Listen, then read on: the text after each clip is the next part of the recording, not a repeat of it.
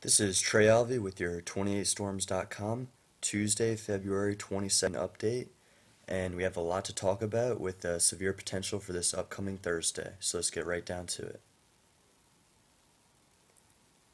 Taking a look at our water vapor imagery, you can see we currently have a shortwave trough coming down the west coast, and this closed low is going to slow down across the southwest, but eventually another system is going to come from the northwest and help kick this eastward, and this is ultimately the system that will be triggering severe storms across the Ark-La-Tex region from Oklahoma, Arkansas over towards northern Mississippi and Tennessee.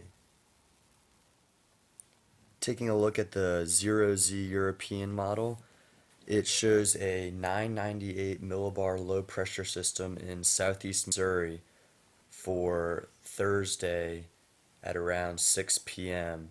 So this is definitely one of the stronger solutions as far as the surface low goes, but it definitely appears to have a better handle on the track and strength than does the GFS.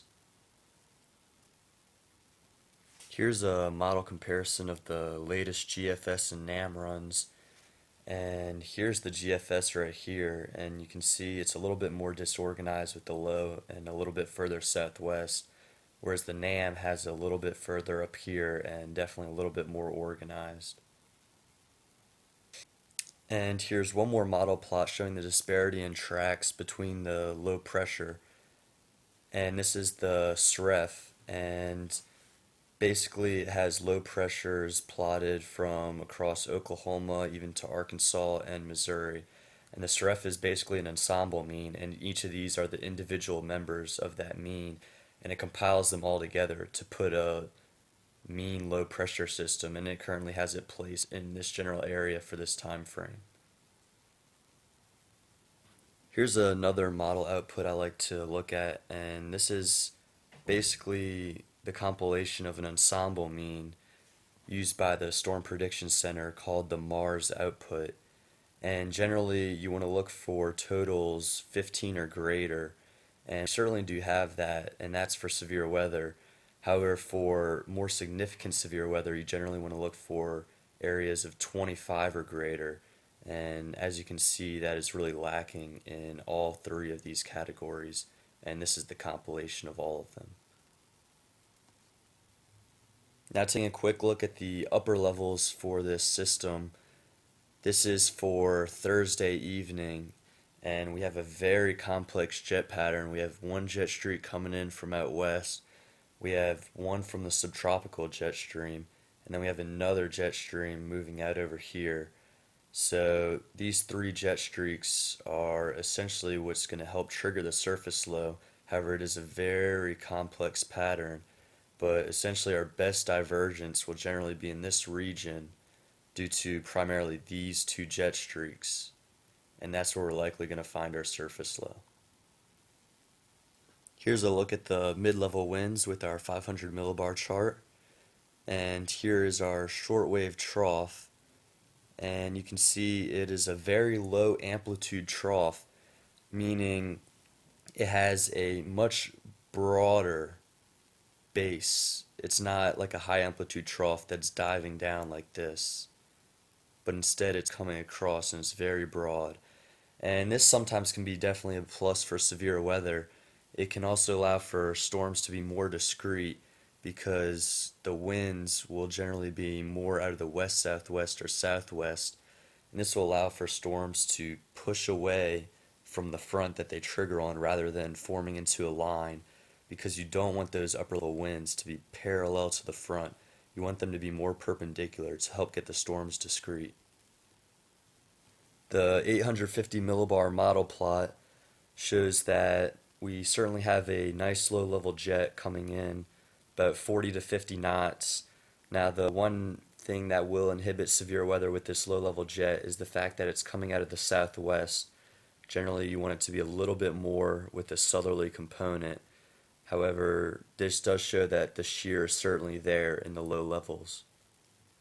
And finally, one last look at the shear products. This is the surface to 500 millibar bulk shear, and you want to look for values greater than 40 knots to find supercells or generally severe weather.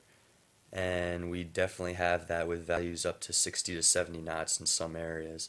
So the shear is definitely going to be there for this event. Another value that we want to look at for severe weather is our moisture content and quality. And here's the dew points forecasted for Thursday afternoon by the latest GFS run. And it generally shows 60 to 65 dew points all the way up into central Arkansas and across here, and 65 to 70 degree dew points across much of Louisiana and parts of Texas and even southern Arkansas. So the moisture is certainly going to be there, especially for this time of the year. Now a look at the instability. This is the GEFS. It's the ensemble mean of all the GFS runs, and it's generally showing values of 300 to 600 across much of the warm sector, and this is generally what you want to see as far as wintertime severe weather goes. So we're kind of on the minimum threshold, but certainly have enough there given the ample shear. And finally, a look at the GFS and NAM instability comparisons. Both of these are for CAPE. And we do have values that are high enough for severe weather. However, it is in a pretty narrow corridor, so instability definitely still remains a question mark, and it'll likely hinge on how much sunlight we get during the day. So there's still a lot of question marks as far as how much instability we will get, and that will ultimately affect how big of a severe threat there will be. Here's one more product that I really like to look at for instability. This is the 0 to 3 kilometer CAPES, and this is your low level instability, and especially for wintertime events you want to look for values greater than 75 in the low levels, and we certainly do have a nice little swath in here of 75 plus CAPES extending down and even into Texas a little bit. Finally, here's a look at the latest Storm Prediction Center outlook.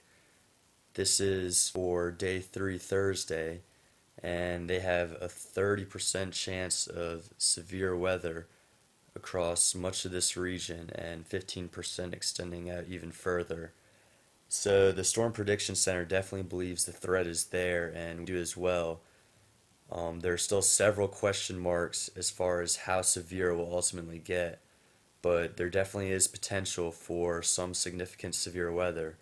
So we're going to have to keep an eye on model trends, especially as the system moves on shore and we start getting better model data. As always, stay tuned for any changes at 28storms.com, and also remember to check out our Facebook page as we'll update it there.